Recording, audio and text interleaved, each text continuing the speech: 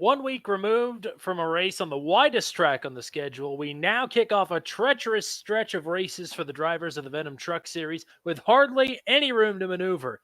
But we are doing it in luxurious fashion as we are at the Tennessee State Fairgrounds with Carnival food in hand, and we are set for the Corndogs and Carnival Rides 200 from the Nashville Fairgrounds Speedway for round number 8 on the season.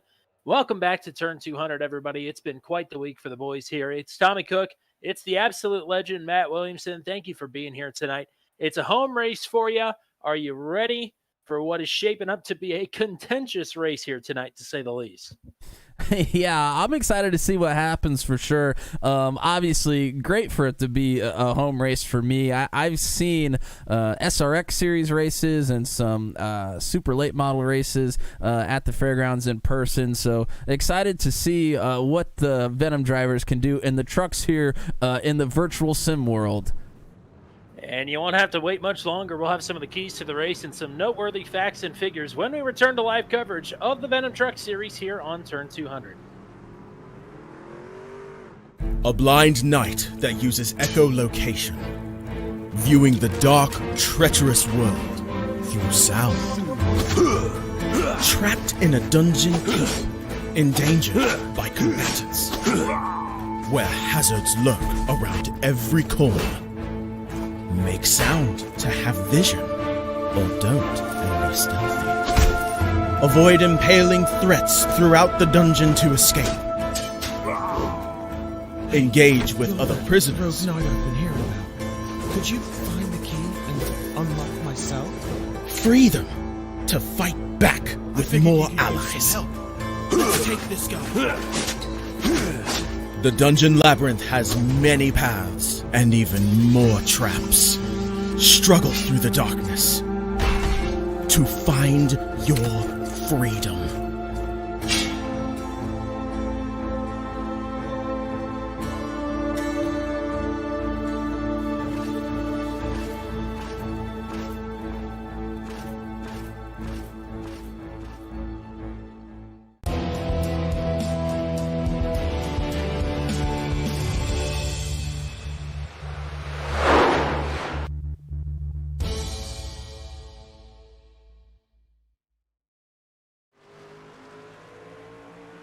We are back just a few minutes away from getting trucks on the grid for the Venom Truck Series race at the Nashville Fairgrounds.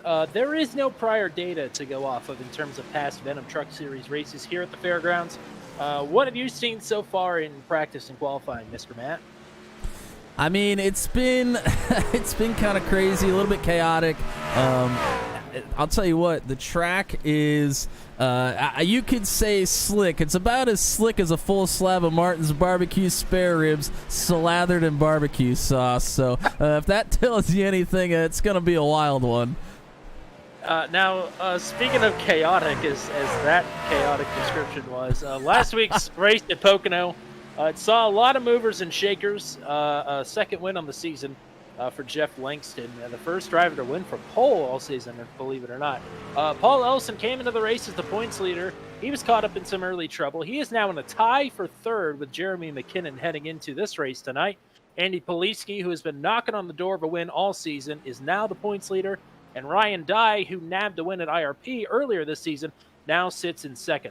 At a track like this, and it's a track that we're going to see a lot of like similar tracks in the next few weeks here, who do we think has the advantage, not just tonight, but maybe over the next few weeks? I mean, from what I have seen so far this season and from these drivers, this kind of equates in my mind to a little bit of IRP. And the two drivers that were really, really quick at IRP were Ryan Dye and Andy Poliski. Ryan, they kind of took the reins at that track and really were the class of the field. So if I had to guess, they would be kind of towards the front, although with as crazy as it's going to be with lap traffic and everything, I would not be surprised to see some of our top contenders maybe get a little kiss maybe against the wall or one of the other drivers. So they might be taking some damage. I don't know. We'll have to see. Our next 5 races, including next week's running of the All-Star race, which is at the LA Coliseum. The next 4 point-paying races after that are Nashville Superspeedway, where they're going to have the most breathing room they're going to have in this stretch. Martinsville is the week after that. Then they go to Long Beach. Holy cow. They take an off week, and then they come right back into it at Iowa. What a stretch of races there over the next 5 weeks, or 6 weeks, I guess, for the Venom Truck Series. Yeah, you and I have seen a wild race at Long Beach before, so that's one of them I'm kind of looking forward to, especially in a stock car. And the craziness really isn't over. There's New Atlanta the week after Iowa, and then North Wilkesboro, which I think you're going to have that race all to yourself, which I don't think I've ever mentioned that to you, but I'm going to be on vacation that week. Oh, beautiful. Darlington the week after that, which is another crazy one, and then Rockingham to close out the season. So, I mean, it is absolutely going to be insane, an insane stretch to close out the season.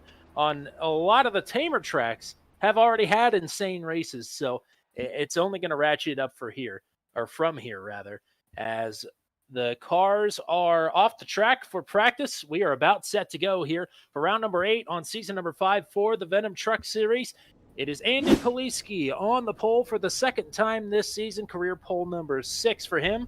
For your newly minted points leader, the man that he overtook after last week's race at Pocono, starts in the outside pole. That is Paul Ellison, looking for a bounce back after his 22nd place finish last week. TJ Bartle finished 4th last week at Pocono. He starts P3 here tonight. And another top 10 finisher, Eric Breeding, starts to his outside.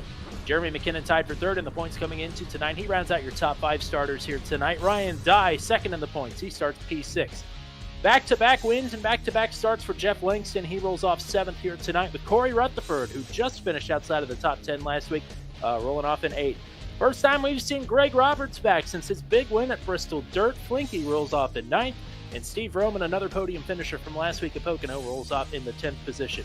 Will Salamone, back-to-back 7th place finishes coming into tonight. He rolls off in 12th. He will have Garrett Rainey to his outside. Brantley Gainey, who has some supporters in the chat here, he rolls off 13th. Pascal Samarin to his outside. Chad Stearns, Jan Van Leer on row 8. Luke Peterson, Kyle Zittel on row number 9. Ethan Patterson, Austin Holyfield round out row number 10. With Michael Dean started deep in the field here tonight, 21st. Kyle Dumick, 22nd. Cole Maxwell, Paul Sargent. Round out your field here for the Corndog and Carnival Rides 200 at Nashville Fairgrounds. Mr. Matt Williamson, what are we going to be looking for tonight as this race rolls along? Yeah, we're going to take a look at the weather here real quick. A pretty low track temperature. It is nighttime, 81 degrees. But as I mentioned before, it is going to be slick, even if it is nighttime. And these guys are going to be all over the place. For this race, we have 0 fast repairs as always. Fuel window, probably 120 to 130 laps. Maybe we have 200 of them around here. So quite a bit, quite a few laps to have some carnage. And there are lucky dogs and wave arounds, and the leader does have lane choice on the restarts. It is going to be a crazy race here. Hopefully these drivers can hold it together. Now, to their credit, we did have a 105-lap green flag run at IRP earlier this season. Let's see if we can duplicate it here again tonight. As it's Andy Poliski, Paul Ellison, 2 drivers vying for the top spot in the points. As the inside line is stacking up, we are going green. Andy Poliski from the outside rockets to the line, and we are off and running for the first time at the Nashville Fairgrounds.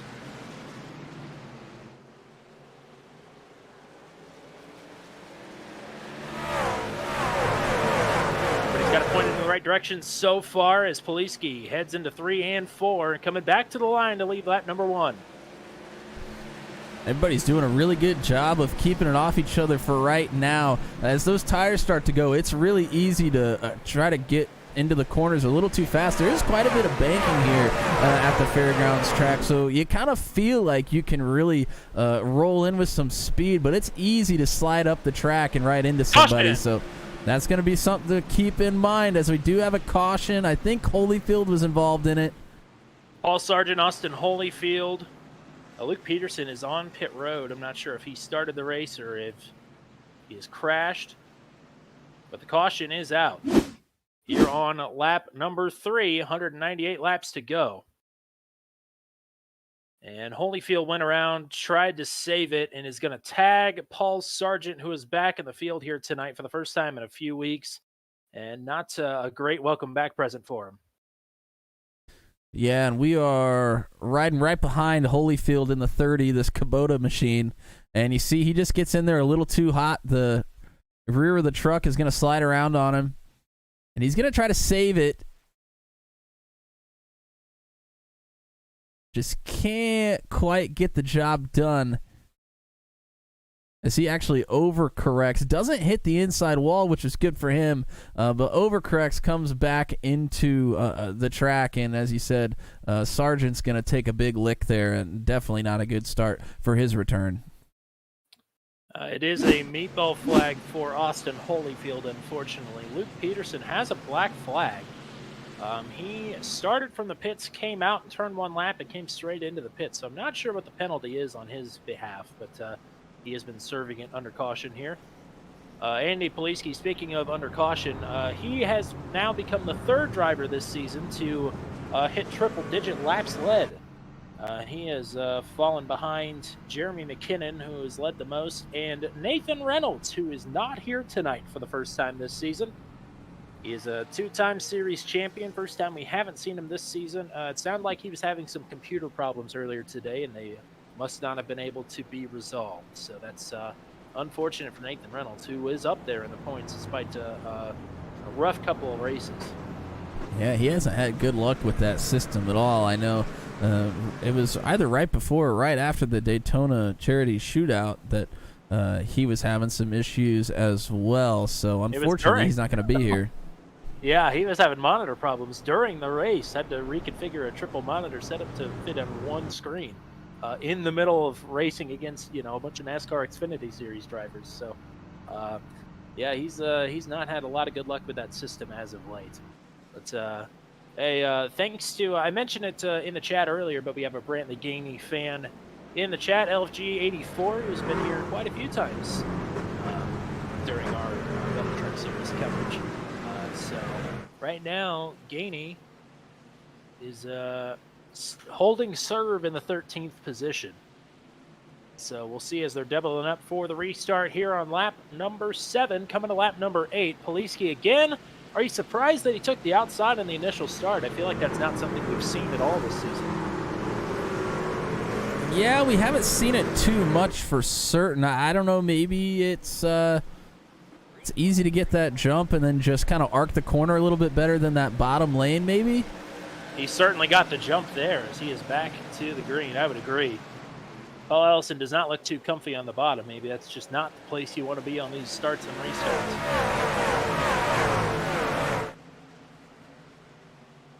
I'm keeping my eyes a little bit further back in the pack. There is Bartle and... That's Breeding. Breeding. Yeah, almost made some contact there. And here on, fresher tires, Bartle can make that inside line work a little bit better. But as those tires start to fade, having a shallow entry there on the bottom becomes pretty tough. So Breeding probably in the preferred line at the moment compared to the entry points that Bartle has. You see McKinnon behind him is making a move on Langston on the bottom as well. And Poliski is getting a challenge from Ellison, who's on the outside, and we do have a caution.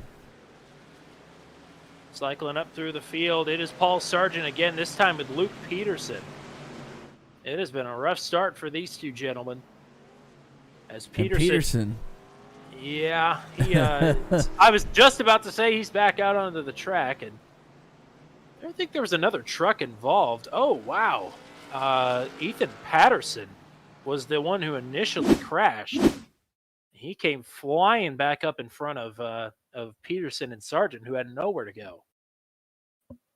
This is Patterson in the 81. And man, you can see that truck bouncing around a little bit there in the corner.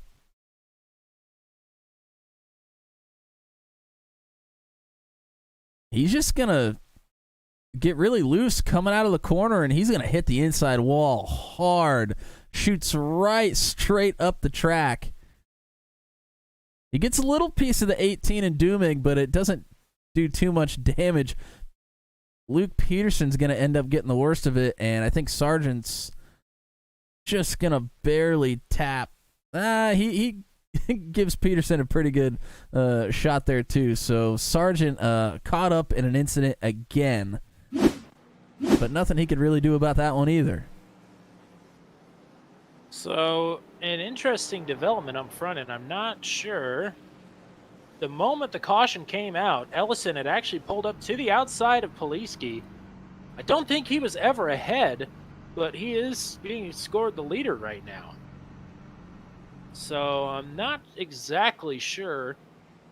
I mean, they were about even at one point, but I don't think the caution was out at that particular point. Nevertheless, Paul Ellison has now scored the race leader.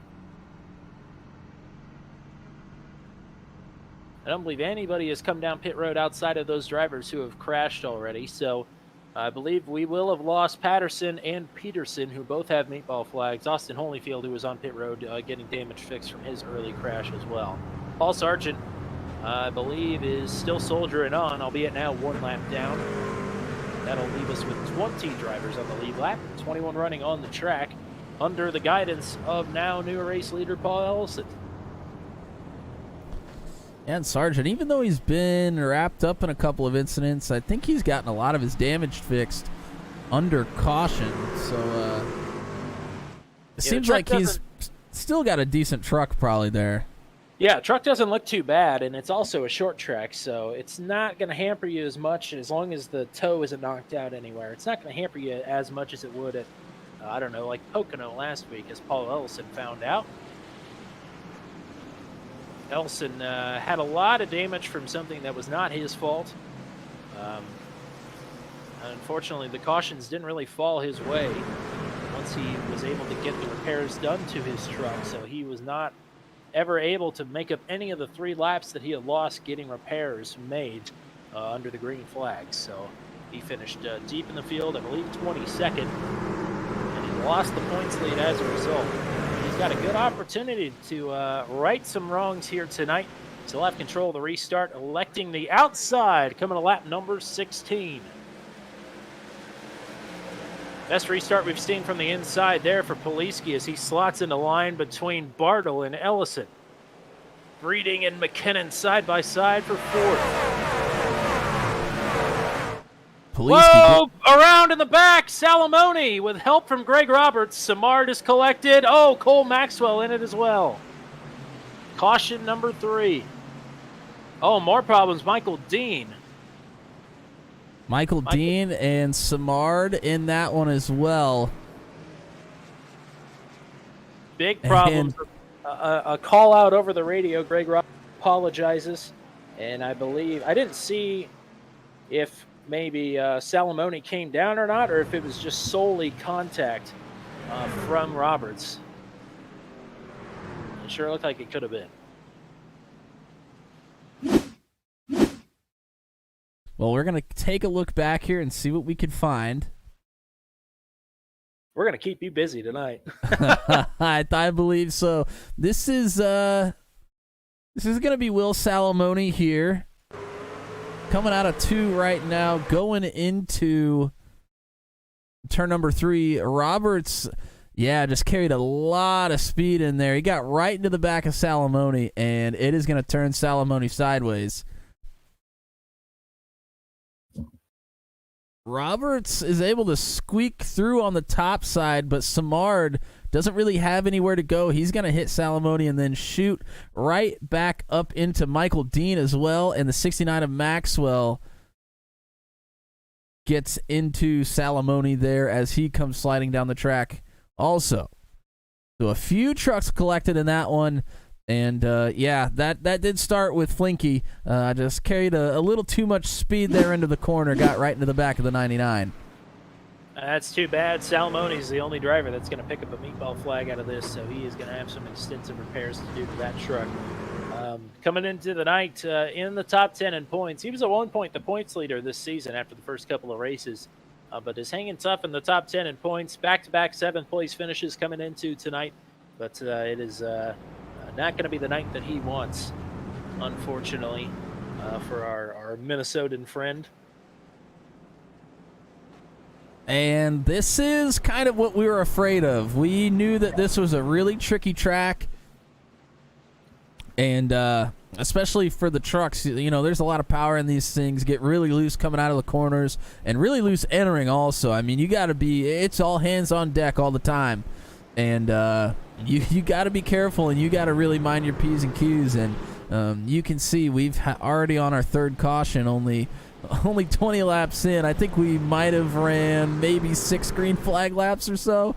Yeah, so we've actually run 7 green flag laps, so that's good observation there. I mentioned a couple of drivers that were missing. Our normal field size is about 27 to 30. We're averaging somewhere in that range. Down to 24 here tonight, so no Nathan Reynolds. We also are missing Michael Krall, who is coming off of his best finish of the season last week at Pocono. So if Michael Krall is watching, a shout out to him, and hope to see him back maybe for the All-Star Open next week or Nashville Super Speedway a couple of weeks from now. Paul Ellison, I believe, has now led as many laps as Andy Poliski here as we're coming to lap number 22. Green flag is out. Can we string some laps together here? And another decent start for Poliski on the bottom. He may actually clear Ellison here. And he can't quite get it. Ellison really flew it into the corner, though. Poliski's going to take over the lead. And look at that. Bartle behind him has taken third outright from Jeremy McKinnon. He's now going to work on Ellison for second. Langston is moving himself into the picture as well.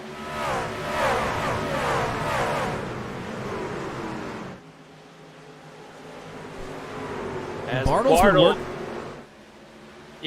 and Ellison battling side by side. They are losing track of Poliski slowly but surely here. Bartle's been working that bottom all night long so far, and he is really battling with Ellison right now. They have been side by side ever since the first lap of this restart, basically.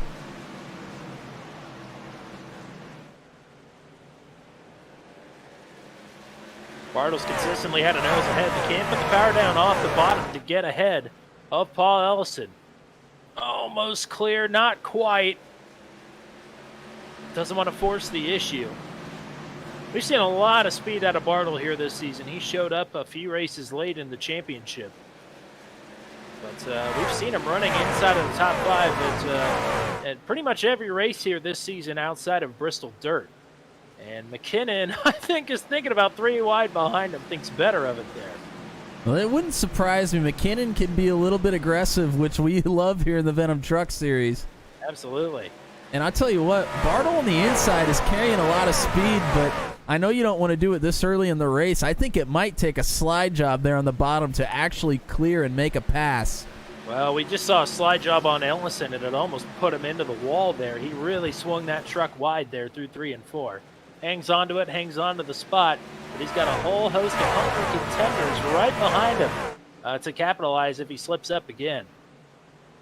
Meanwhile, they're about 7 to 8 tenths of a second behind race leader Andy Poliski, who is slowly but surely just slipping away from this battle. As Ellison moves down the track a little bit just as Bartle was starting to come up. Bartle rolls out of it. We're going to get a good view of this on board with Jeremy McKinnon, and he's trying to make some moves. He's got Bartle, who's trying to clear himself off of 4, can't do it. He thought about trying to move up in front of McKinnon. McKinnon is going to try to get a big run down the backstretch here. Ellison got a little bit wide there out of 2, had to roll out of it just a little bit. That's going to allow Bartle to challenge once again to the inside for second. Right now it's Poliski leading Ellison, Bartle, McKinnon, Langston, and Breeding. As there goes Bartle. He may, this is the best look that he's had in quite a while now to the inside of Ellison. He's clear for just a split second. And again, Ellison rolls out of it there out of 4. So that is going to allow Bartle up into P2 now. And Langston behind them nearly got into the back of McKinnon in 3 and 4. He had to roll out of it pretty good. He's got Eric Breeding right on his tail right now. And Ellison's going to swing wide again, hopefully carry a lot of momentum down the front stretch here. Not quite, though, as across the line, McKinnon takes the spot. Not quite clear of Ellison, though.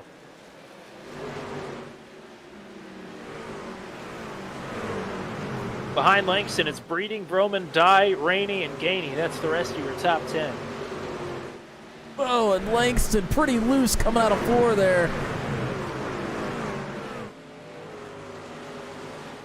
And while Bartle hasn't had to contend with anybody else, he's slowly clocking in some fast laps. He has reeled in Andy Poliski now to about 0.7 of a second. McKinnon is really trying to put the hammer down on the inside. He got really loose out of 2 the previous lap. We'll see if he can get the rubber down to the track here as him and Ellison are side by side.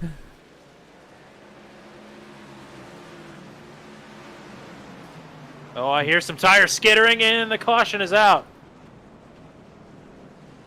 And there's trouble in turn number 1, Rutherford, Rainey. So this happened just inside or just outside of the top 10 as Garrett Rainey, Corey Rutherford.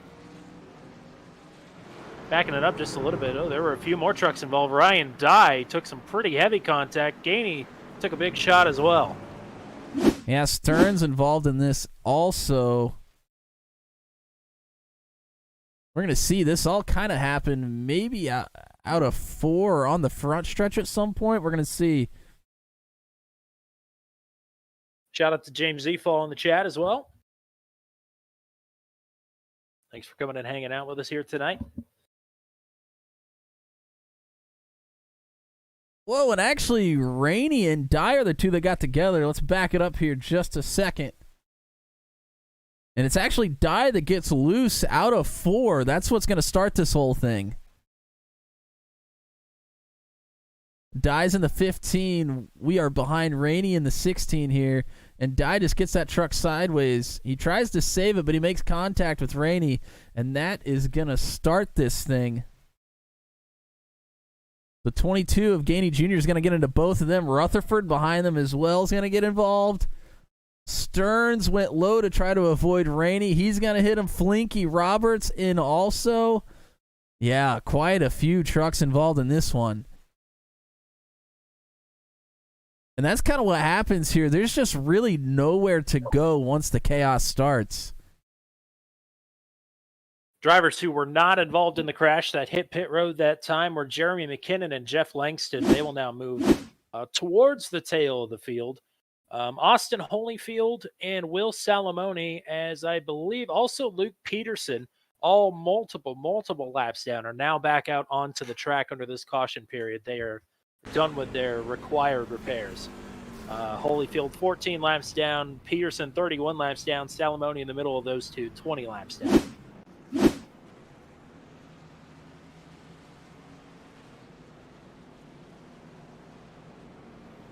So now this will shake up the running order a little bit as we had some wreckers and some pitters.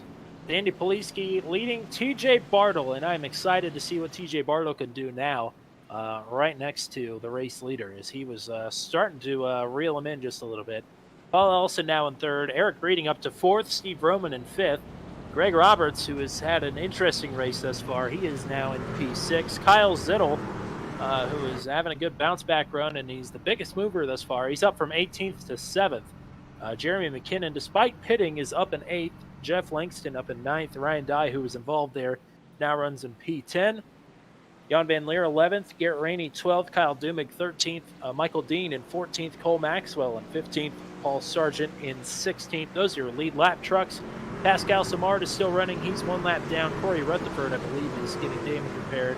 He is 2 laps down at 18th. Chad Stearns, same boat, 19th, 3 laps down. Brantley Gainey now down in 20th. And one thing to mention here on this restart, the last time TJ Bartle started on the front row was when we had that big incident happen at Indianapolis. So that's something to keep an eye on here. Poliski is the control car. Bartle was ahead. He has to let Poliski go by. And now that is going to put him in a side-by-side battle already for 2nd with Eric Breeding.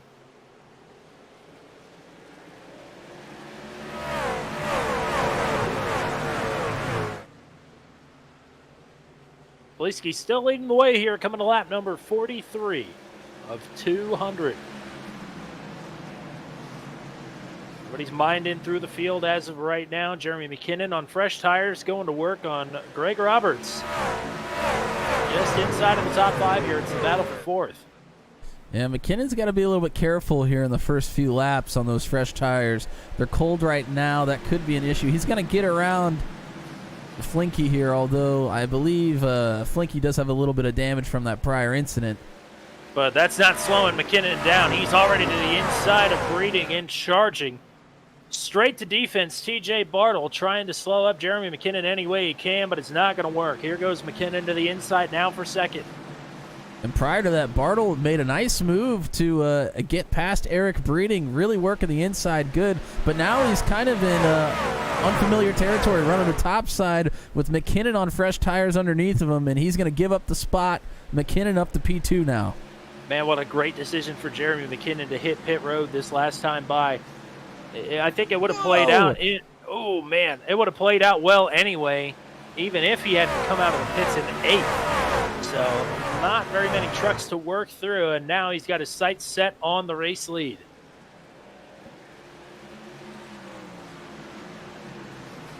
Langston and Vroman battling side by side. Langston has not had as good of a go here on fresh tires, trying to work his way up through the field. And this is one of those tracks that you would think it would be kind of difficult to get through the field on fresh tires, but if you're that much faster than everybody, they kind of have no choice but to kind of just let you go by him, as Bartle's now looking on the inside of Poliski. Yep, it's just made it look easy. Jeremy McKinnon rips through the field up to P1. Bartle now to the inside of Poliski. I thought this battle was coming, but I thought it was going to be for the lead. Now we get to see what Poliski can do against Bartle. Bartle is catfishing the bottom to great effect here. Langston with a daring move. He slides up in front of Eric Breeding behind these two. So moved last week's winner up into P4 now. And again, Langston also on fresh tires. He just didn't get up through the field like Jeremy McKinnon did. Make no mistake about it, Langston is making his presence known right now in the battle for 2nd. Yeah, he's got a problem, though. He's got 2 trucks that are side by side. Trouble! Contact! Oh, no. Poliski down. Big contact with Greg Roberts. And that is big, big trouble. Wow, Flinky went for a ride. He was upside down for a long time. Poliski came over the radio and apologized to TJ. I think what you're going to see on this replay is some pretty big netcode here as they work down the front straightaway. And yeah, you're right. What a ride there for Greg Roberts. I think it was, it was Kyle Zittel was the one that sent him up and over.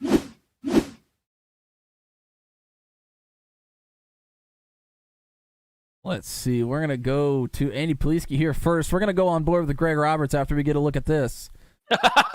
Can't wait. This is coming off of turn 4 onto the front stretch.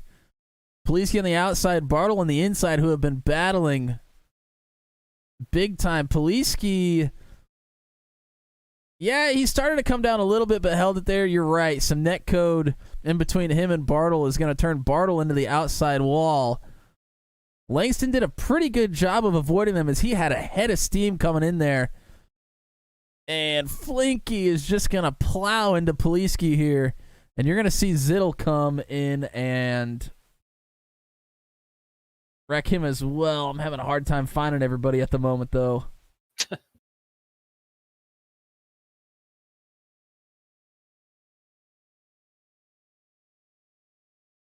We're actually going to rewind this thing and go on board with Flinky. As this was happening, we're just going to go ahead and go to the cockpit and let it play through.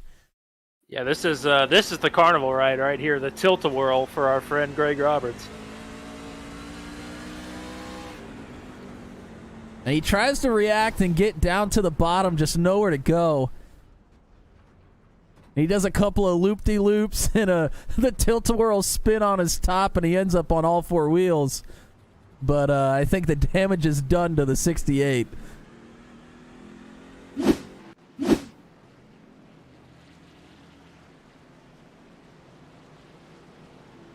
Sapolsky's still coming over the radio and apologizing, saying he doesn't know what happened. I think it'll show pretty clearly that was some, not the most egregious netcode I've ever seen, but they certainly were not going to make contact. Yeah, I mean, it was going to be close for sure, but certainly nothing that was going to send Bartle straight up into the wall like that, yeah. So Greg Roberts is disconnected. That is undoubtedly the end of his race, so he is going to call it a night. That's not the follow-up he was looking forward to, his spectacular Bristol dirt performance through no fault of his own. But he had an interesting race, to say the least, in the 50 laps that he was here for. So I think he along with Ethan Patterson are going to be the first two actual retirees. We've got, let's see, 1, 2, 3, 4, 5 trucks who are 10 or more laps down as they pace around Nashville Fairgrounds Speedway, rather. Easy, partner. Easy, yeah, I know. But it's Jeremy McKinnon and Jeff Langston out front of the field here, as it is now Jan Van Leer who has ditched the Ghost Energy livery and has gone for a similar livery to Michael Dean, who is now to his outside. Those trucks look spectacular. And Ryan Dye, who has been through the ringer already, now sits P5. Eric Breeding's having a great race tonight. He's going to restart in 6th as we are back to the line and back to the green. 144 laps to go.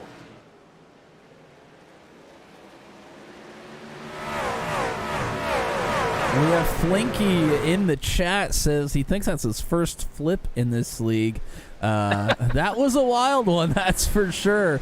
Man, it's a tough one out there, so you know, just had nowhere to go on that deal for sure. So unfortunate, but glad to see you back with us tonight. We missed you last week, and hope to see some more great things from you coming up in the rest of the season for sure. The phrase "go big or go home," you certainly went big, that's for sure. So you made your first one the right one. And issue further back in the pack where Corey Rutherford was given a black flag. That has now been cleared, and he has given up all of his positions as a result. I believe the first contest for position right now is between Vroman and Dye. Dye is sliding back just a little bit. Vroman is now taking the 7th position away from him. And McKinnon and Langston, who got fresh tires a couple of cautions ago, are out leading right now. And did anybody come in for tires on that last caution, Tommy? I was too busy looking at Flinky's flip a couple of times. I'm not too sure if anybody came for tires. I know most of the field came, I believe, just to get damage repaired. I believe Eric Breeding may have come down for tires because he would have cycled out to the ring, I think, after all the Carnivals. So Breeding came in, I believe, maybe Jan Van Leer and Michael Dean stayed out, but they may have hit already at some point. I don't know. It's hard to keep track of. What I can tell you is that Michael Dean, who was running up front most of last week, and did not get to finish up there because he was caught in the big one. He has now moved from 21st to 3rd. He's having a great race. And everybody knock on wood that it can stay that way because he deserves to get a good finish here tonight. And right behind him, we were watching a battle between Jan Van Leer and TJ Bartle. Bartle again working the bottom. And Jan Van Leer had a look at him for a while. He's now dropped behind him, and Bartle's actually going to try to work on Michael Dean now, as well as Vroman and Breeding were battling there for a while as well. Vroman's going to get the best of that one. And Bartle goes through on Dean. Most of Dean's truck looks pretty good until you look at the spoiler and the tailgate. That's really where most of the damage is concentrated there, which is a good thing, I think. It certainly could be worse for TJ Bartle. But Jeremy McKinnon, that last time by over Jeff Langston, put a 1/10 of a second on him. The gap is continuing to grow here as they work lap number 65. McKinnon in the league this season has led the most laps and is continuing to widen the margin here. And Vroman is making another move on the bottom. This time it's going to be on Jan Van Leer. Couldn't quite make it work that time. Kind of slides up into turn 3. Almost made contact. Wow. And that's going to allow Eric Breeding to be all over the back of this battle right now.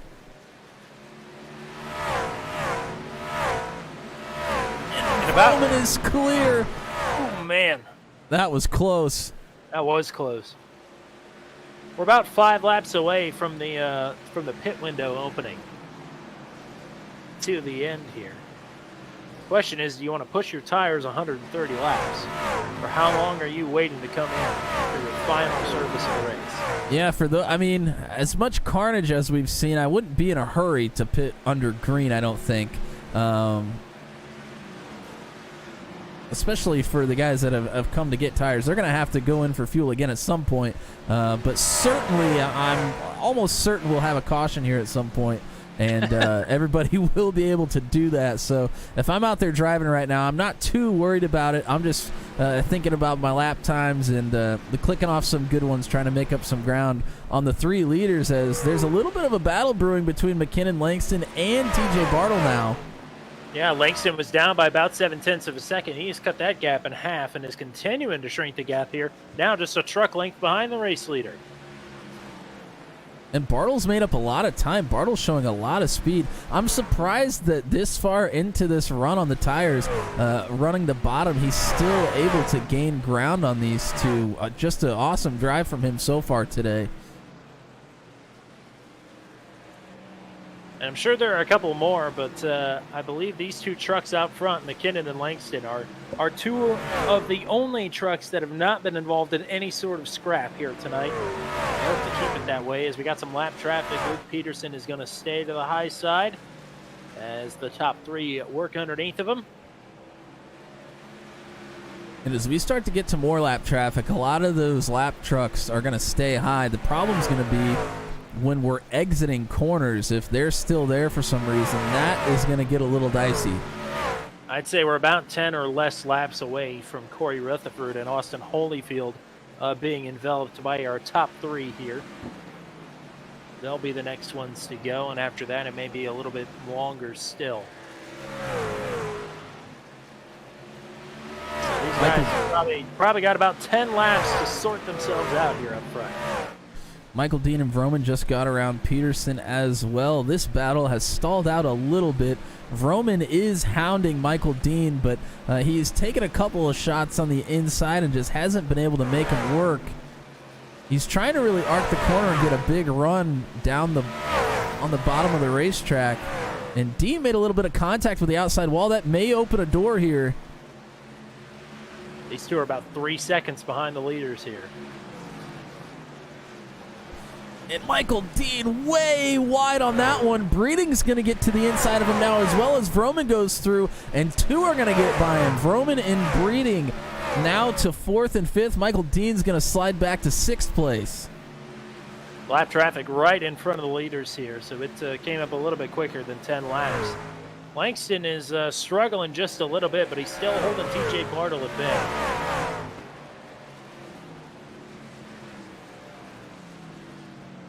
The longer we get into these runs, it's going to be a little more difficult on the drivers to keep the trucks from sliding up the track. That's going to open some doors for some passing, as we saw Michael Dean just push it a little too hard, and then Langston's going to, I thought he was going to look to the bottom. He almost made contact with Bartle, trying to get underneath of McKinnon. McKinnon is putting this truck in every single lane. He's worked the top side. He's been doing sort of a diamond move. There you see it there. Low, mid, low. Now they're going to try to get past Rutherford. Rutherford's staying high. We're going to see how this affects Langston and Bartle, though, as he's still going to be there down the front stretch. Rutherford been in a couple of crashes here tonight. Says he's way down on power and just trying to stay out of the way of the lead packs, and does it pretty nicely there. You can see it did affect Bartle. Bartle had to take a little bit of a shallower entry into one than he really probably wanted to. Doesn't affect him too much, but every little thousandth of a second is going to count here. So Rutherford now 4 laps down. Kyle Dumig is 1 lap down. 14 trucks on the lead lap as we work lap number 81 here. 120 laps to go. And as we're talking, Paul Ellison's gotten through on Michael Dean as well. So Ellison trying to get back up to his starting position. He is down 4 spots. He started second. Paul And actually- Sargent just got into the wall. Go ahead. I was going to say, Ellison led a little bit there at the beginning as that outside lane was actually preferred, and he almost makes contact with Breeding. He's got a quick truck right now.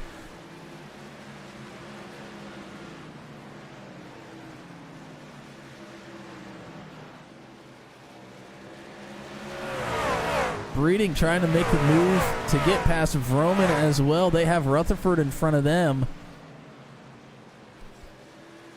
who is that lap truck we've been talking about previously. Breeding's going to have to take a shallow entry here. Oh! Langston was working on trying to make a move on Jeremy McKinnon, and in the process didn't realize TJ Bartle was underneath of him and chops his nose. But everybody keeps it pointed in the right direction for now. Langston over the radio apologizes. TJ Bartle says no worries, and now the leaders are pretty much nose to tail here still. They've been nose to tail for the better part of the last 10 to 15 laps. And Bartle just slapped the outside wall trying to get a good run into 3. We're on board with him right now as he's trying to work Langston and McKinnon, who are in second and first respectively.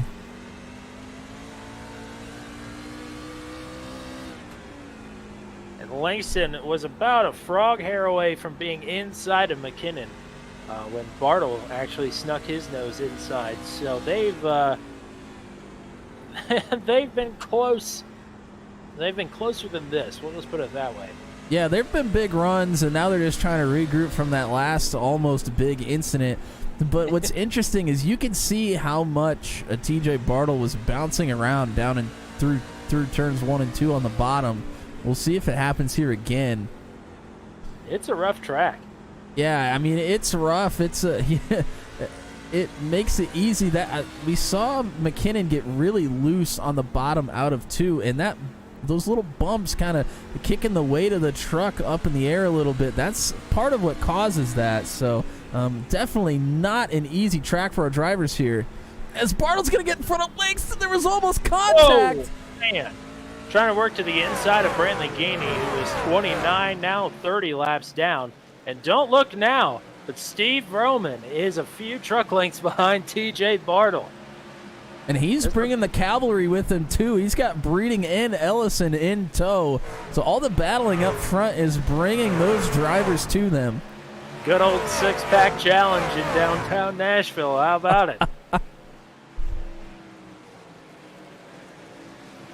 Like you said here, lap number 91 up on the board. McKinnon leading Langston, Bartle, Vroman, Breeding, and Ellison. They are all about to be in touch with the party for the top spot here. And Ellison is working on Breeding. He doesn't quite have him clear. I think he's going to clear here in turns 3 and 4, and he does. And I tell you what, I wouldn't mind a six-pack challenge here at the Nashville Fairgrounds, playa. Well, Langston he does have the Gravedigger livery on there, so you could say that McKinnon could about to be going one-on-one with the Undertaker.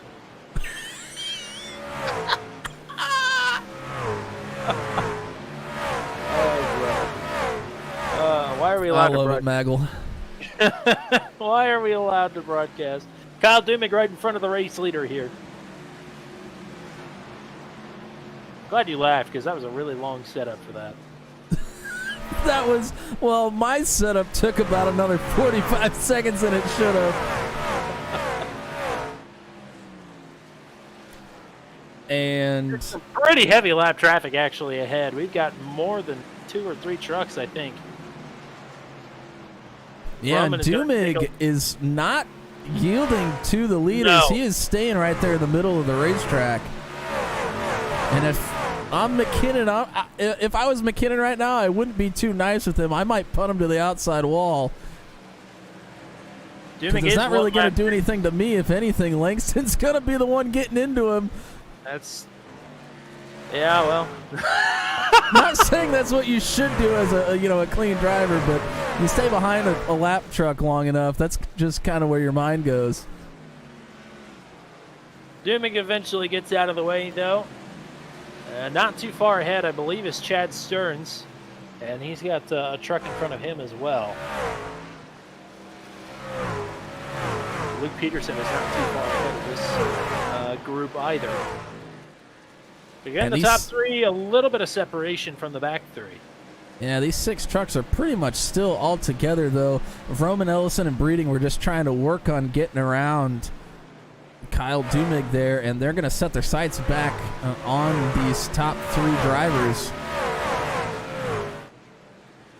And up here ahead of them, there are some lap trucks fighting for position, so that's where it's going to get really interesting. Stearns calls over the radio and to Jeremy McKinnon and says, I'll go wherever you need me to go. He says, I'm going to go high when I get closer. And Ellison and Vroman were about to have a battle there. They fall back into line, however. There goes Stearns up top. Langston's got a bit of a run. Not quite going to be enough to do anything, though. Garrett Rainey is now the next truck that will fall victim here. He is on the lead lap. Stearns is 18 laps down, now making 19. But Rainey on the lead lap, I think, is entitled to the space on the track. He may just give up his track position nevertheless to Jeremy McKinnon. Caution is out! And is that Kyle Zittel? Yeah, I believe it's Kyle Zittel. I don't know. It looked like it might have just been a 1-truck incident. But it's going to bring the caution out, and we're going to try to take a look back and see what happened. So Zittel took a pretty big shot off the inside wall there, slides up the track, and I think with the leaders coming, that was probably the safe option.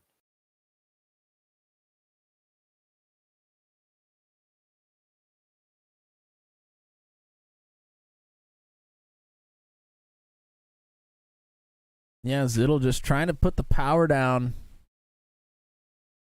Coming out of turn 4, man, just gets it really sideways. He's going to try to lock it down here. And isn't able to keep it off the inside wall.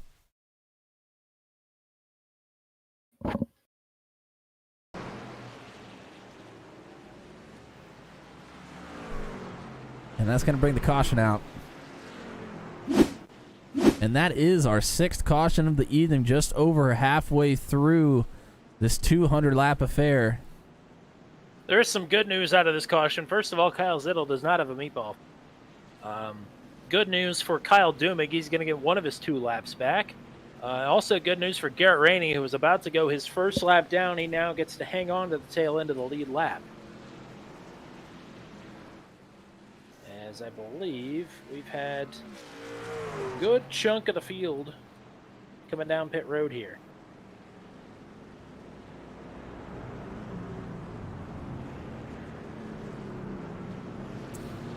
Yeah, as I look through here, McKinnon, Langston, Bartle, Roman, Ellison, Breeding, Michael Dean, Andy Poliski, Ryan Dye, Samard, Zittel, pretty much everybody coming down pit road here to either get, well, I'm assuming they would all get tires and fuel as well. If we go green, they will be able to make it to the end, but something tells me that might not be the case, as we're on a 6th caution just over halfway through. 6 cautions we've had. This will make 30 laps under the control of the pace car thus far.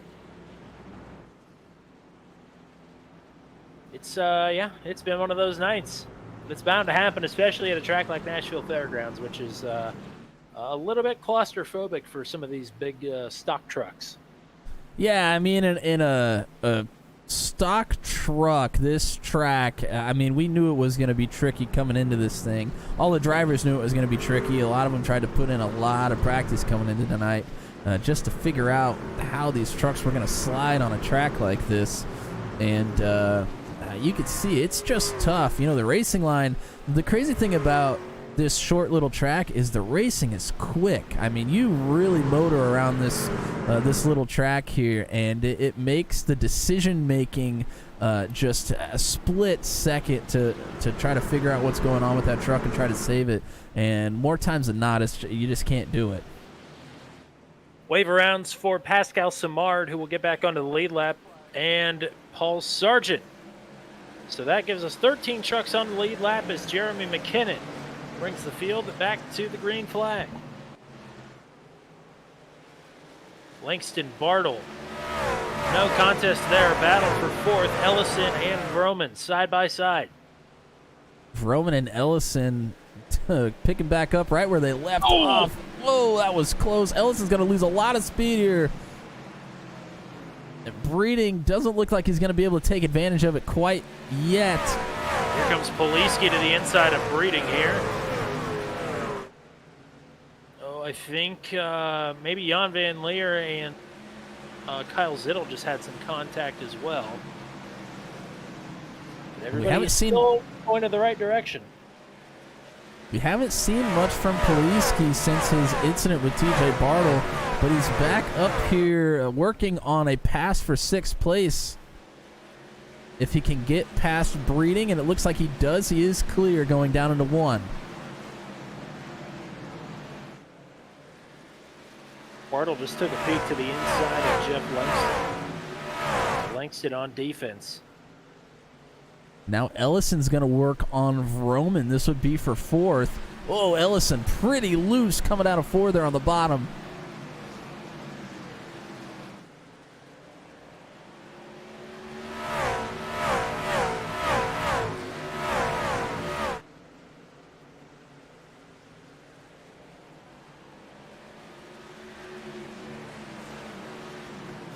Just as soon as TJ Bartle was thinking about having a challenge on Jeff Langston, he has faded quite a bit from the 21.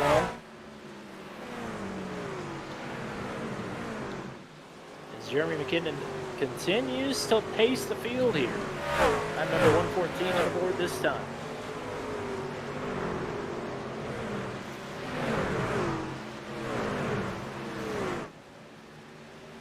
And Kyle Zittle's going to get around Michael Dean on the outside now. Nice move from him. Jan Van Leer to the inside of Dean as well. Takes the spot with ease.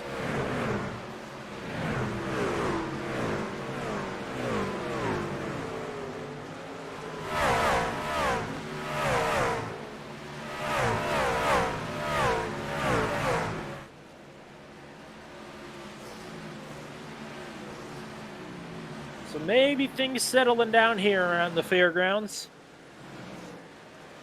I think we're a bit overdue for that. Yeah, we had a pretty good green flag run there right before our 6th caution of the evening. Yes. Started reaching some lap traffic, but undoubtedly,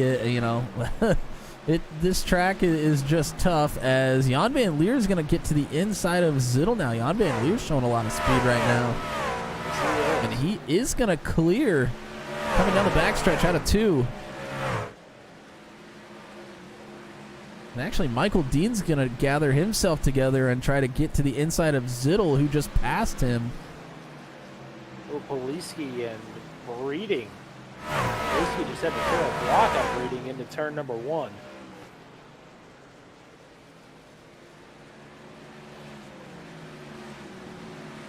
Langston, the last 2 laps, has lost over 3/10 of a second to the race leader, so McKinnon checking out for the time being. McKinnon, Langston, Bartle, Vroman, Ellison, your top 5. Poliski, Breeding, Van Leer, Dean, and Zittel, your top 10. Brian Dye is in 11th, Garrett Rainey in 12th. Pascal Simard is the last truck on the lead lap in 13th. And a quick mention of a big mover of the race so far, Michael Dean, who is in 9th. He started, I think, all the way back in maybe 21st, 22nd, yes, something like that. He's up about 12 spots into 9th now. And he's been higher than that as well. Yeah, he was all the way up to, I think, maybe 3rd or 4th place on one of those restarts, and he held it there for quite a while, too, until fading back just a little bit. If it weren't for a late caution, he very easily could have had a top 5, maybe even a podium last week at Pocono. I mean, he was He was an electric pace last week. Him and Kyle Zittel both. Zittel picked up a late race speeding penalty. Or maybe it wasn't. It was some sort of pit road penalty under caution. Had an EOL. And then the rest is history after the big one. Dean and Zittel both are two drivers who have shown a lot of speed and they just have not had the results come with them over this season, which is unfortunate. Ellison and Vroman are now battling again. Ellison tried to look around Vroman earlier in this run and fell quite a bit farther back. Now he's to the inside of him. I think he'll be able to clear him here. As he does into turns 1 and 2, he is able to clear Steve Roman. And Poliski is now knocking on the door as well. He wants to get himself back into the top 5. It has not been the patented quiet Poliski night, but he may come away with the result nonetheless. Well, we've seen Poliski, be in the front, go to the rear, and then fight his way back to the front again. At least once, maybe a couple times this season so far, so certainly don't count him out. He's sitting in 6th right now. Langston has made up a couple of tenths on Jeremy McKinnon. So we'll keep an eye to see if that gap is going to continue to shrink or not. TJ Bartle has fallen well off the pace set by these two. If he's not careful, he's going to back himself into a battle with Paul Ellison here momentarily. And do want to mention, Chad Stearns had an incident, did not bring out a caution. He jumped to the pits real quick, undoubtedly just to try to get out of the way for everybody. So Chad Stearns is currently listed in 18th place, but he is in the pits and will have a little bit of a period of time where he will have to get some damage repaired probably. So after 18th place, 27 laps down. He's about to be overtaken by Corey Rutherford, who I believe is still out on the track. Actually, no, Rutherford is in the pits as well. So, yeah, not been a great comeback night for Chad Stearns. No, and Stearns put together a few really good races in a row there at the beginning of the season and has now slid down a little farther than he would like probably, and just an unfortunate incident is going to leave him with not a great result here tonight either. Yeah, he had a tough go at Bristol Dirt. Actually wasn't even here for Pocono after he missed the opening race at Daytona. So he's missed 2 races this season, but he's won 2 races, and now I believe is going to have 2 DNFs on the season as well. Bartle keeps keying up over the radio and not saying, I'm not sure why. Meanwhile, up front, Jeff Langston has cut the gap now down to about half a second. It was just over a second about 10 or 15 laps ago. So Langston slowly and steadily creeping up on the race leader here. We've seen this with McKinnon a couple of times this season, where early in the run he gets out to a huge lead, and then it's apparent that he may have overcooked his tires just a little bit. Well, I was just going to say that. The same thing happened at IRP at the very first run we had at IRP before caution started happening. He was out front by a pretty good margin and then fell short in that one, and Langston has pulled right up to the back of him now this time as well.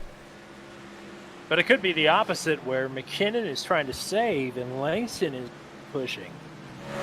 It's hard to tell from outside of the cockpit here.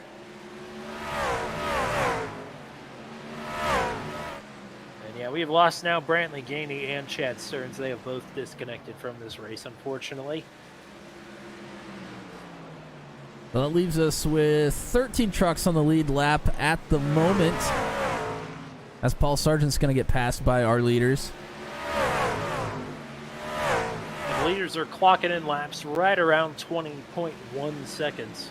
And Samard and Rainey are about 16 seconds behind the leader here. So they're a few laps away from getting put a lap down. They'll be the first 2 to go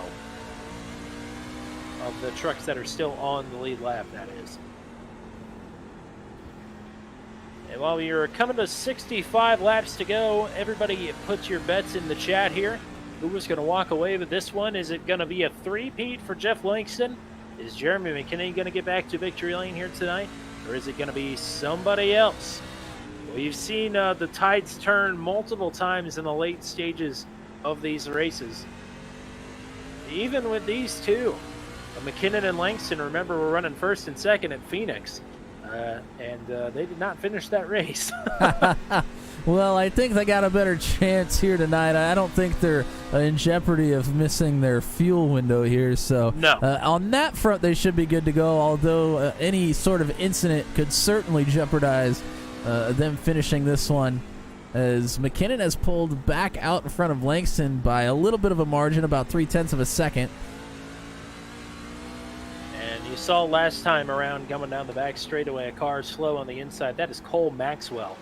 I think he's just trying to pick up as many spots as possible. If he makes it another 4 laps around, he can pass Greg Roberts. Yeah, Cole Maxwell is just staying down on the bottom, out of the way, wants to pick up maybe 1 to 2 spots. He has another 20 laps to get to the next driver, which would be Brantley Gainey. But Cole Maxwell, 90 laps now. Tommy, if you want to keep an eye on some battles there in the front, let me know if it starts to heat up again. We're going to go watch Vroman and Poliski. This is going to be for 5th place. And Poliski swings really wide there, but he is going to have a big surge of momentum coming down the backstretch here. We'll see what he can make work.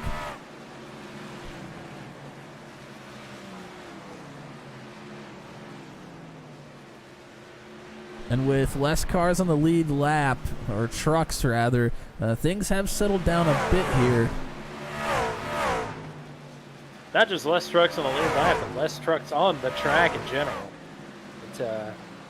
It has been a minefield of sorts here in the opening stint, so we've lost quite a few trucks. Front four are working. Oh, sorry, go ahead. I was just going to say, Poliski is really sending it into the turns on the top side, really letting the banking help him out. More so in turns 1 and 2. Here in 3 and 4, he's kind of stayed in the middle and tried to arc down to get a little run. And must have decided that top side really wasn't working for him. He's now working a little bit lower on the track than even Vroman is. Vroman really in the middle, staying there pretty much all the way through the corner. Poliski gets to the middle and then tries to swing low to try to get a little bit of a better run out of the corners.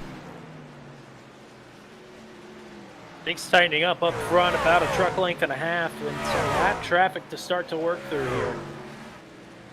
Austin Holyfield is staying out of the way. A couple of more trucks in front of the race leaders here. It should be Samard and Rainey, who are both on the lead lap and battling for position. The battle between McKinnon and Langston for first is heating up, as well as Bartle and Ellison. Ellison trying to get to a podium position in 3rd.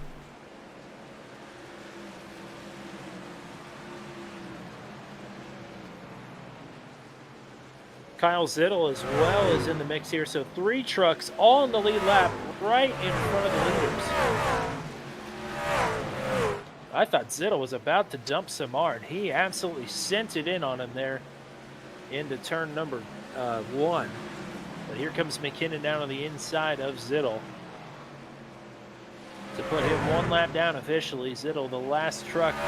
Oh, that was on the lead lap there in 13th. Nearly contact between these two. And really shallow entries for both McKinnon and Langston. Much shallower than they certainly wanted. And Langston's going to have to take another one here, as he had Zittel on his outside still going into turn 3. Or into turn 1, excuse me. They almost made contact there right at the start-finish line. I mean, it was the same range between, I would argue, between Poliski and Bartle earlier, where we saw netcode contact. That could have just as easily gone south. The only good thing that you can find south of Nashville is a couple of Waffle Houses. I'm sure that's probably not what Jeff Langston is looking for today.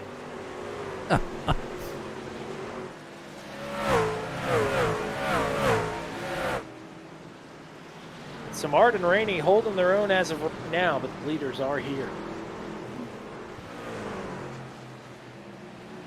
This battling has allowed Ellison and Bartle to catch up to them a little bit. Ellison, I think Bartle got really loose out of turn number 2 there is going to allow Ellison to get to his outside.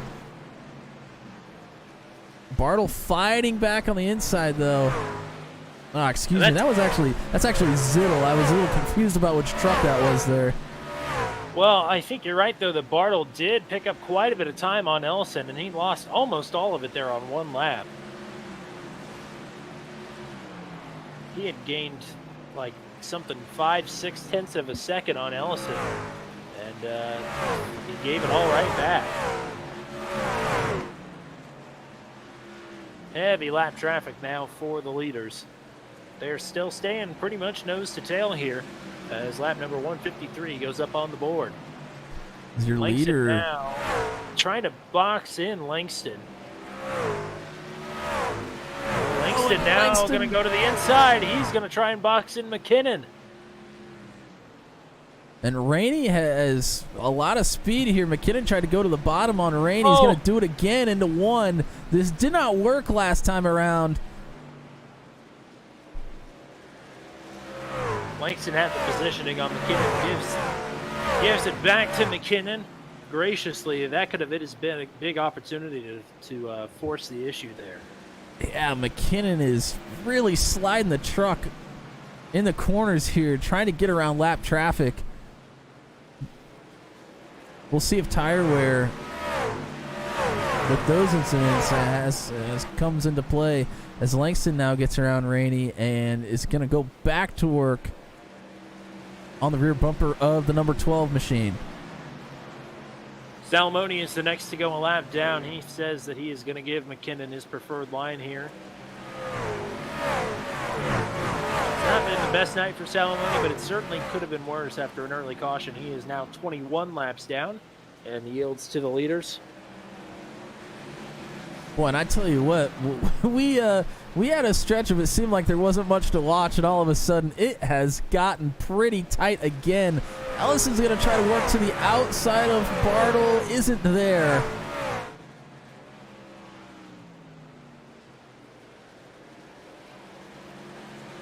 Seems like Ellison gets these huge runs and then all of a sudden just loses it and regains his momentum again, just to pull back up to Bartle and lose it again. So he's having a hard time putting together a bunch of laps in a row to try to make that work. As Samard got into the wall in front of him there. Ellison had to make a little bit of an evasive maneuver to the bottom.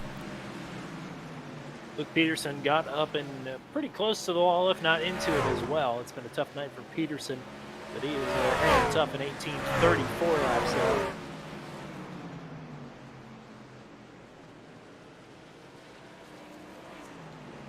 After our leaders have gotten around Rainey, that leaves only the top 10 on the lead lap. That's McKinnon, Langston, TJ Bartle, Paul Ellison in 4th, Vroman, Poliski, Eric Breeden, Michael Dean, Jan Van Leer, and Ryan Dye all on the lead lap at the moment.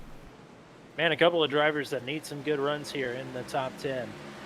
Great to see Breeding, Dean, and Van Leer holding down the fort there in 7th, 8th, and 9th. And Ryan Dye's in this points battle, too. It's not been a great night for Ryan Dye, but he needs every point that he can get. So, top 10 for Ryan Dye, I think, at the end of the night is going to be worth 200 laps here in Nashville. Oh, here goes Langston. Well, we're 3 wide. Sneaking right underneath of Kyle Dumig. Wow, that could have been disastrous. McKinnon slaps the wall going into 3. These two are all over the place all of a sudden. 37 laps to go. Langston really tried to surprise McKinnon, I think, getting right to the inside of the lap truck and Dumig. He's made a couple of bonsai moves that just have not panned out.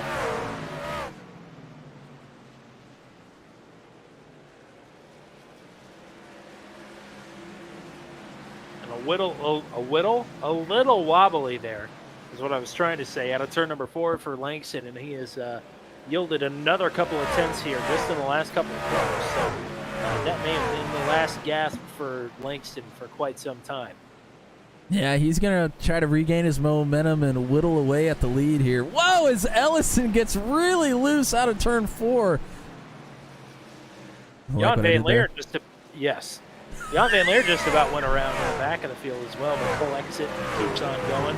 Well, I tell you what, this is the longest green flag run we've had, so I'm sure the tires are at a place that these drivers have not been to yet this race. So in a little bit of uncharted territory here, as we're going to try to navigate the last 36 laps or so. With the slip up there from Ellis, and TJ Bartle is now kind of in no man's land. He's 2 seconds behind McKinnon and still has about 1.3 to make up on Jeff Langston. Ooh, Salamone just flirted with the wall there down the front stretch. And the gap between Ellison and Vroman, Ellison in 4th, Vroman in 5th, is very large, 3.5 seconds. And Poliski and Vroman are still right here together. They have been battling pretty much this entire green flag run, which is about 60 laps. And Poliski, I don't know if he's just sitting behind Vroman, just riding maybe a little bit until the end of this thing, or he gave him a couple of shots there early on in the run and just couldn't make it work, so maybe decided to just ride for a little while. Shout out to a couple of our rookies, Austin Holyfield and Luke Peterson, who were side by side headed down the front straightaway there. Peterson is actually right now the leading rookie in points, just outside of the top 10. Tonight is not gone his way, but he's put together a pretty consistent season. So hopefully he'll bounce back from here on out.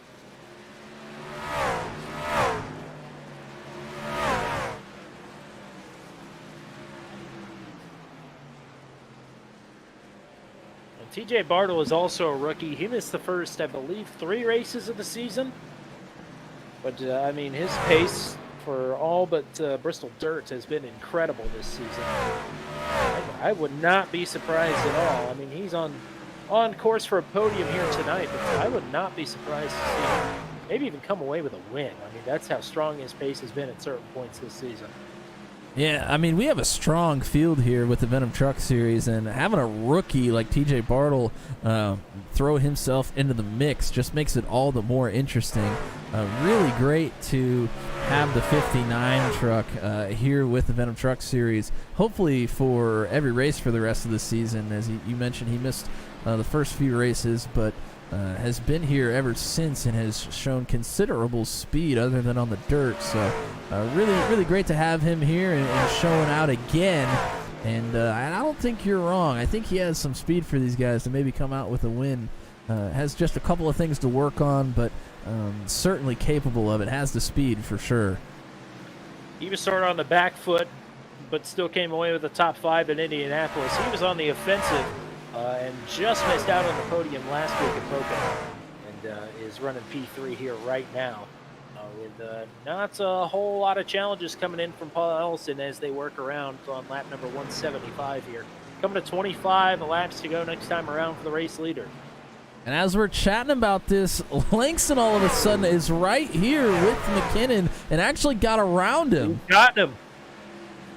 I don't know what happened if McKinnon maybe got really loose out of one of the corners.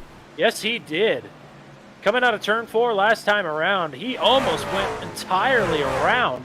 Langston takes advantage and pulls up to the outside, gets it done on the outside out of turn number 2. I'm actually going to try to take a look at the replay here real quick as McKinnon tries to regather himself.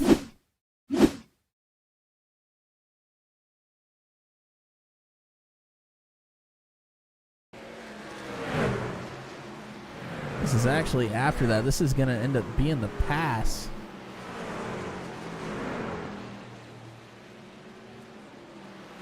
As you can see, McKinnon just drops in behind him. McKinnon just got really loose out of one of the corners, and Langston was able to go around him on the outside.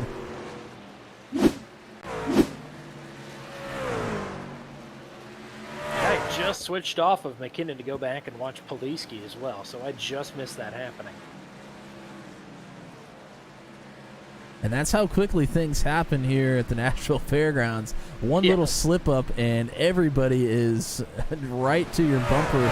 And Langston made the most of the opportunity. Whoa, Langston into the wall a little bit, trying to get a good angle into turn 3.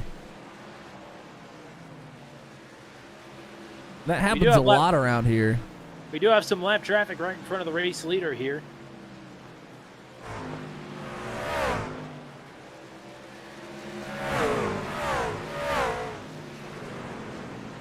As it's Cole Maxwell and Kyle Zittel. Zittel is second lap down here. Maxwell is now 91 laps down.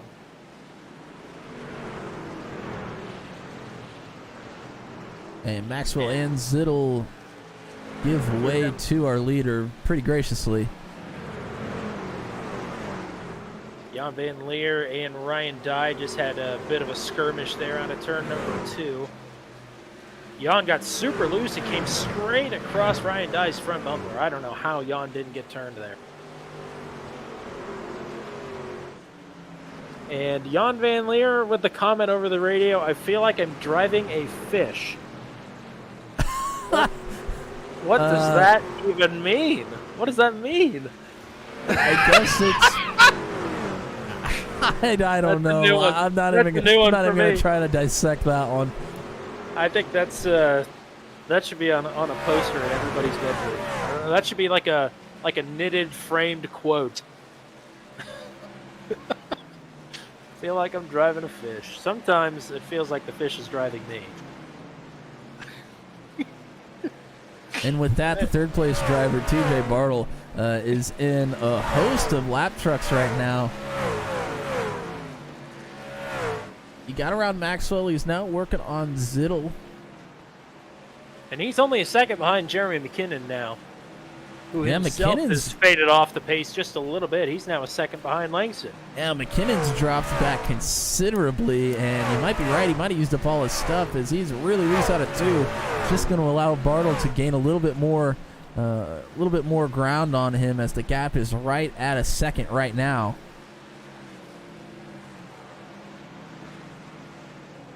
Going all the way back here, Poliski. Wow, there was a battle between Poliski and Vroma that was really tight there, and Poliski not a great run out of 4. And maybe a little bit of a mistake. He's now a half a second back. As for the final spot on the top 5 there, remember these two shared the podium last week in second and third.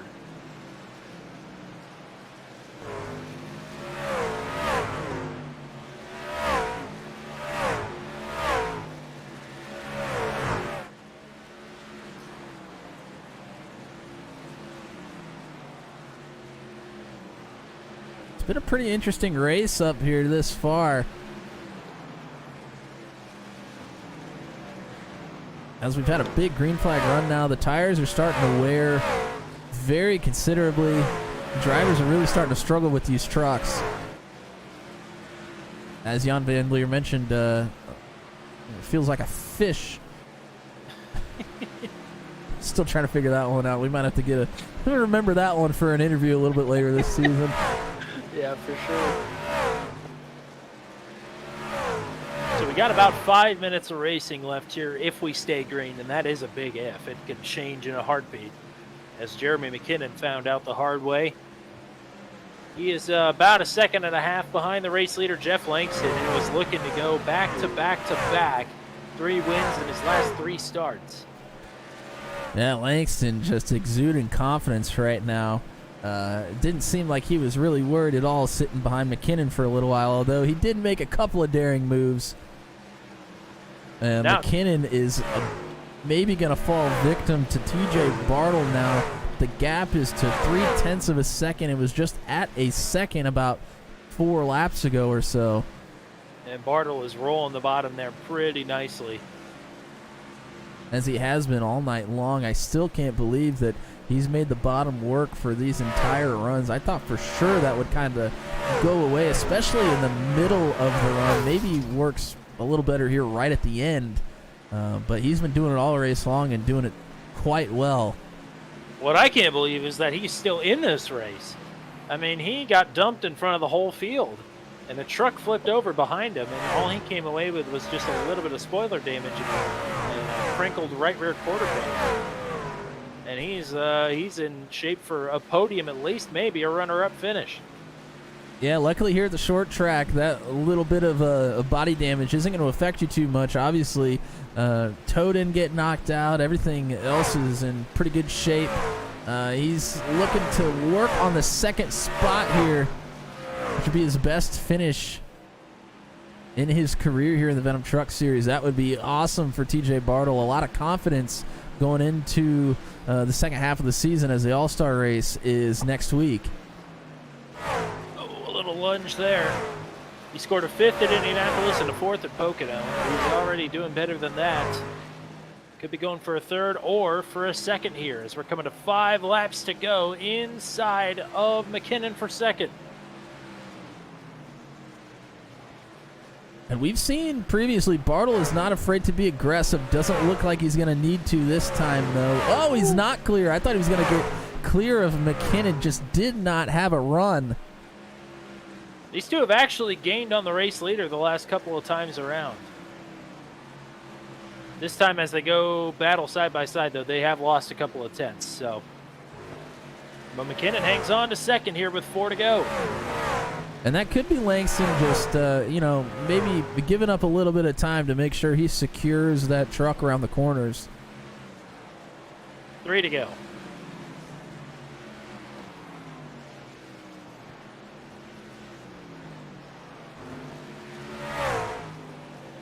And I think it's going to maybe take a mistake out of McKinnon for Bartle to get by him. I thought that was Bartle's best chance, and McKinnon shut the door. Remember last week at Pocono, Langston was maybe a foot away from the line coming to the white flag when the caution came out. He wants to avoid a similar fate here tonight.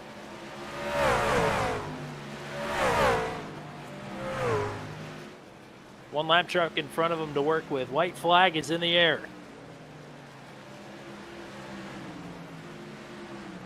And this will be a 200-lap race in regulation. Langston with some trucks in front of him. Just trying to make it back to the line.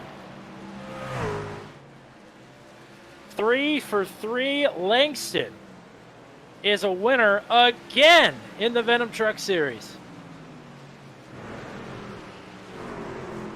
Oh, and Jeff Pleasky Langston goes around here right at the end. Oh, no! Pleasky into 3, through 3 and 4. He hit the wall hard.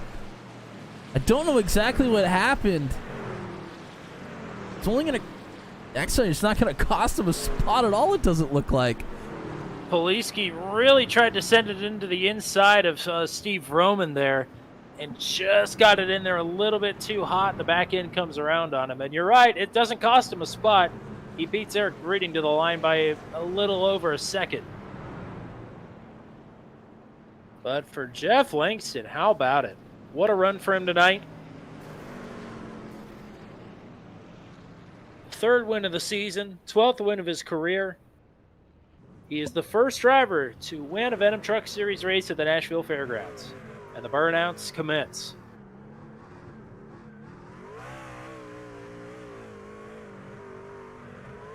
Just an unbelievable run through the middle of the season that Jeff Langston is putting together. And this has implications for the team standings, too. I mean, Broke Guy Racing is just really putting together some awesome, solid finishes, and they are the class of the field as far as the team standings go. Absolutely. They score maximum points for the third time in the last 4 races anyway. With a first and a second. They've had 2 podium sweeps in the last 4 races as well. So they are absolutely on a roll. Let's give you the full finishing rundown here before we bring TJ Bartle into the booth for the first time. It's Langston, McKinnon, and Bartle, your podium. We'll talk to all 3 of them, hopefully, momentarily. Paul Ellison with a great bounce-back run here tonight. He finishes in P4. Steve Roman rounds out your top 5. Another good run for him. He is solidly in the points battle now as well. Andy Poliski came in tonight as the points leader. You may be holding on to that. I'm not sure. It's going to be close with McKinnon. But a P6 finish for Poliski, even though he goes around in turn number 4 on the final lap, he hangs on to the spot. Eric Breeding, another good run. The consecutive top 10 finishes for him now. He finishes P7. Good recovery for Michael Dean tonight as well. He runs P8. 9th place finish for Ryan Dye. For what could have been a lot worse of a points night, he hangs on to a top 10. And Jan Van Leer with some fading rubber there in the closing stages, but he hangs on to be the 10th and final truck on the lead lap to finish this one out. Garrett Rainey 1 lap down in 11th. Pascal Samard 1 lap down in 12th. Kyle Zittel hangs on for a 13th place finish, 2 laps down. Paul Sargent soldiers on here tonight and picks up 10 spots, 4 laps down in 14th. 5 laps down, Kyle Dumig in 15th. Then it is Austin Holyfield in 16th, 19 laps down. 21 laps down behind him in 17th is Will Salamone. 35 laps down for Luke Peterson, who had a rocky start to this race, but a good recovery to finish P18. Cole Maxwell, I believe, is going to be the last truck running here tonight. 91 laps down in the 19th position. Corey Rutherford in 20th, a DNF for him. Chad Stearns, 21st. Brant Nagini Jr. in 22nd. Greg Roberts, 23rd. He was upside down. Feat you wouldn't think possible here at the Nashville Fairgrounds, but he did it anyway. And Ethan Patterson, a 24th place finish for him here tonight. He only clocked 9 laps before calling it a night tonight, unfortunately. But a driver who had his best night in the Venom Truck Series in just, I believe, his 5th career start. That is what is happening. I can't drag anybody right now. There we go. Here comes TJ Bartle. And it's the first time we've had him in booth 200. Welcome into the booth, and big congrats on the first podium here. It's been a long time coming, I think. Well, thanks, guys. I really appreciate it. Yeah, I never would have expected it to be here at Nashville. I've run a couple of times here in the past, and it hasn't gone well, so really happy. So, well then, how did this? How do you think your performance matched up with your expectations here? Do you think it was everybody kind of falling off, or what did you find about your abilities through the race then? Well, I kind of, but when we were going to qualify, I was kind of like, maybe I should start in the back and avoid chaos. And I'm like, a lot of times chaos is back there, so I'll turn a qualifying lap and see what happens. And it ended up being a pretty good lap, so I was really happy with that. And then the first runs, I was staying right with the leaders, really happy with it. I wasn't pushing it too hard. And then when me and Andy got together there, it did some damage to my truck. And then from then on out, it was really tight on entry into the center, and it was kind of making it snappy loose off. So I kind of managed that, but really pleased to finish third here. Matt, what do you got for TJ? TJ, you worked the bottom just incredibly here tonight. A lot of the other guys were working more the middle or even the top sometimes. Did you put in a lot of practice and you just figured out that's what worked best for you? Or how did you come to want to run that bottom all night long? I ran quite a bit of practice last night and then again tonight, and I was watching the other guys running like the middle and the little bit upper groove, and I'm like, if they're all going to be up there and I can make my truck work on the bottom, that's going to be better for me. So I just planned on staying down there, and it just kind of worked out really good for me. Well, I'm glad we finally got you up here in the booth because you've been great since we got you here in Phoenix. But who do you want to thank here tonight? Who do you want to give a shout out to while we got you up here in the booth? Just one thing. It doesn't matter, but my name is Bartel. Like Bartel. There's 2 L's. Yeah. Okay. So, but I have been called worse, so it's no big deal. But I want to thank you guys up in the booth. You do an awesome job. It's always cool to go back and watch these replays, and just thank the league for having me here. And I'm having a lot of fun getting used to the fixed setup trucks. Guys here are really cool to race around and just having a blast. All righty, well, there you go. Bartel, that is good to know. Thank you for telling us. We hate getting names wrong. We appreciate being corrected as well. I have no doubt that we're going to be talking to you here more often down the stretch because you've had the speed since you got here, so I'm glad we could finally get you up here on the podium. Congrats again on the P3 finish. Thanks, guys. Greatly appreciated. All righty, TJ Bartel, there you go. Also, shout out to Jacob Nagy, who has just joined us in the chat. So hello to him. Shout out to Nagy. Let's go ahead and bring up our second place finisher here, and that is the one and only Mr. Jeremy McKinnon. Welcome back into booth 200 there. It was a kind of a back and forth last stint for you there. It looked like you were going to pull away with it, and then all of a sudden you had a big moment there at a turn 4. What happened? I just overheated the rear tires, got on the gas too quick, and it just snapped on me. I held on to it, but just overheated the rear tires. When on a tight track like this, How do you not panic and make the situation worse when you're sort of on the slide for life there towards the inside wall? I honestly don't know. I guess just experience of being loose and getting sideways and stuff like even on cold tires. And it's not just so much of a small track, but the bigger tracks too. You get loose in the middle of a pack. You can't really you can't really panic because when you panic, you make things worse. Um, I drive transport truck too, so a lot of that goes into my training and stuff like that. So I don't know. Sure, that makes sense. Matt, what do you got for Jeremy? Yeah, Jeremy, first of all, congrats on the second place finish. You held on to it right there at the end. Bartle was right behind you. I'm curious about the tire wear. Did they kind of wear tight there in the middle of the run and then get really loose towards the end? You seemed to work the tires pretty hard tonight. I thought maybe you had some insight for us on that.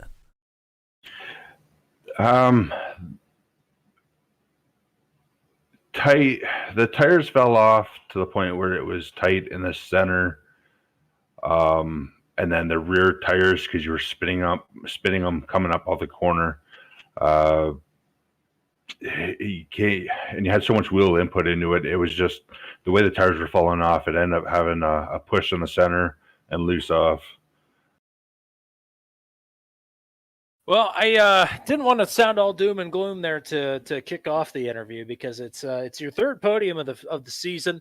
You're firmly staked up in there in the points hunt. It's another great run. You were up front. I mean, you hardly ever left the top two positions all night. And the one time we did see you further back in the field is when you had fresh tires. And I mean, you absolutely blasted through the field. So you had a great truck here tonight. You were a lot of fun to watch up front. Who do you want to thank here from the second place step on the podium? My teammates, Andy, Jeff, Steve, Corey. Those guys are like fantastic help every week.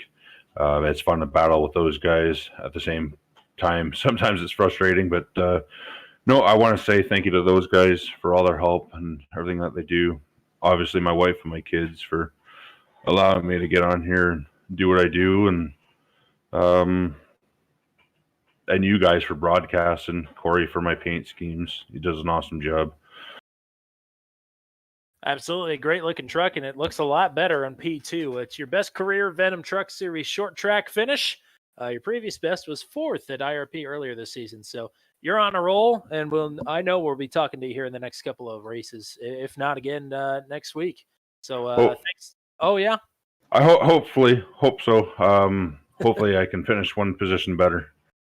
Well, there you go. I don't think you're too far off. That's for sure. Jeremy McKinnon, second place finisher here tonight. Congrats again. Thank you. All righty. He's become a fixture here in booth 200 of late. That's for sure. 3 for 3 in his last 3 starts. It's Jeff Langston, again, the race winner partner. What's your secret? I think it's luck.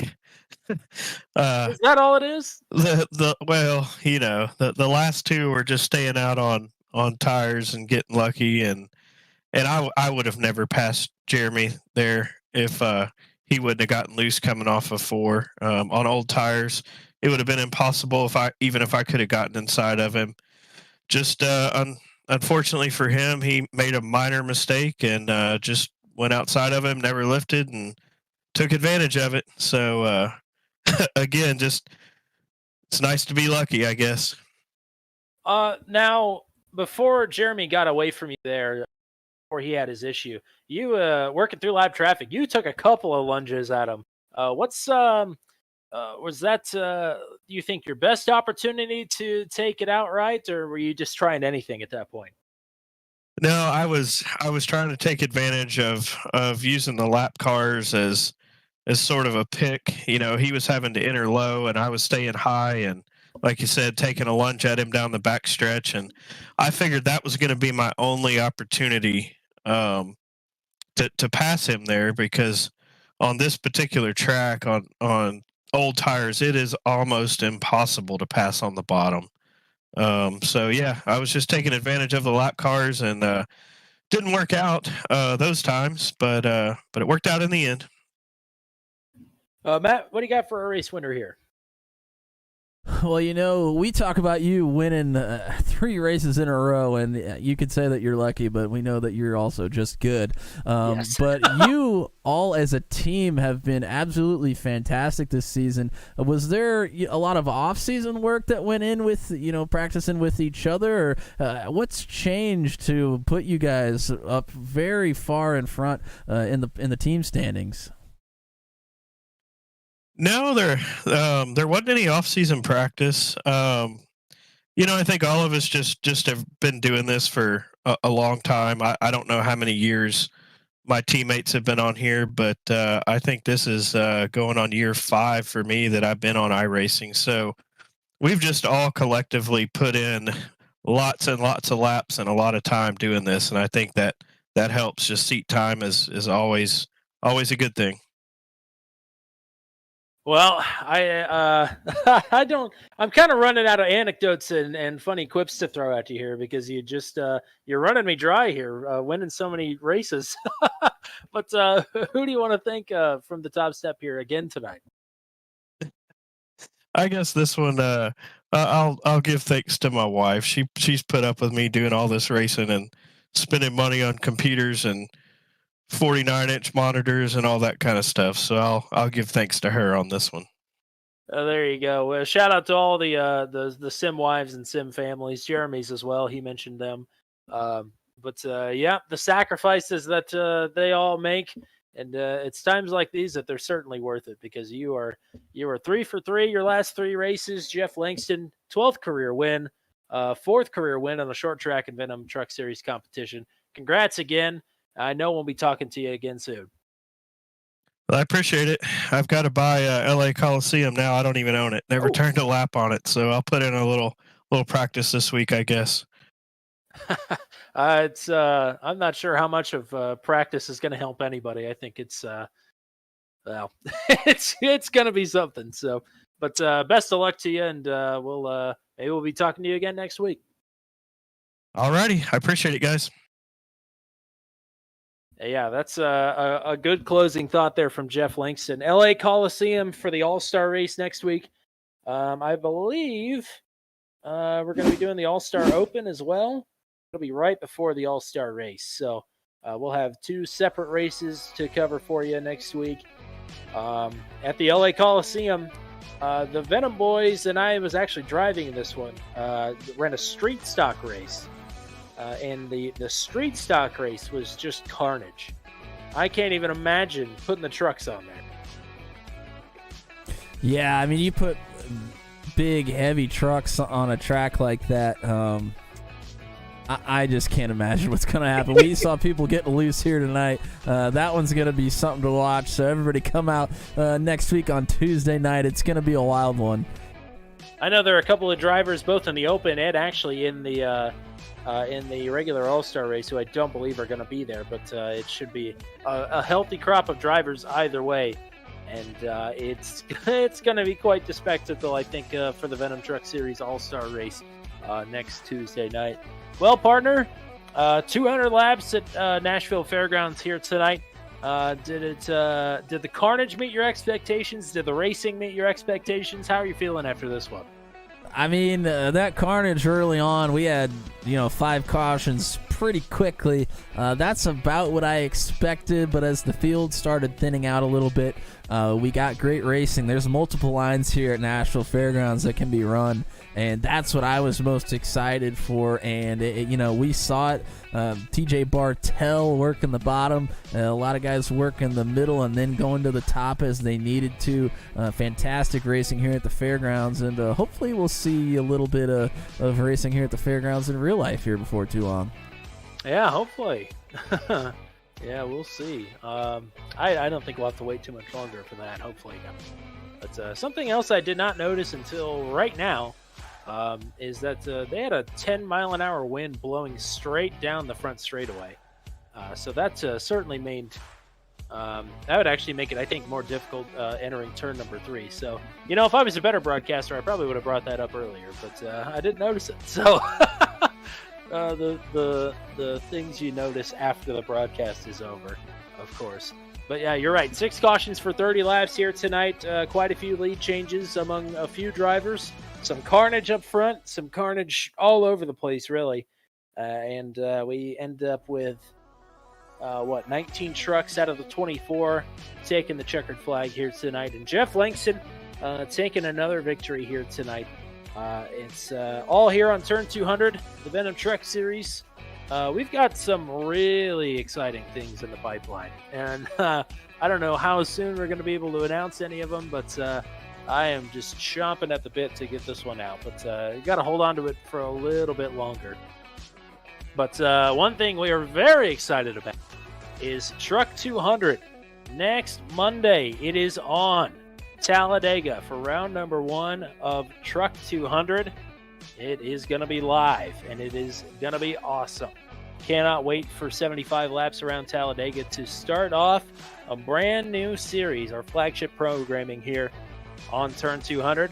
And then the next night, on Tuesday night, we'll have the All-Star Open and the All-Star Race from the LA Coliseum for the Venom Truck Series. That is the programming that we got on tap for you next week. We hope to see you then, and hope you can make it out for both of those races. Until we meet again, for the one and only, the great Mr. Matt Williamson, I've been Tommy Cook. For everybody here with the Venom Truck Series as well, we say have a great night from the Nashville Fairgrounds Speedway, where Jeff Langston takes his 3rd victory in a row, career victory number 12. Good night, everybody.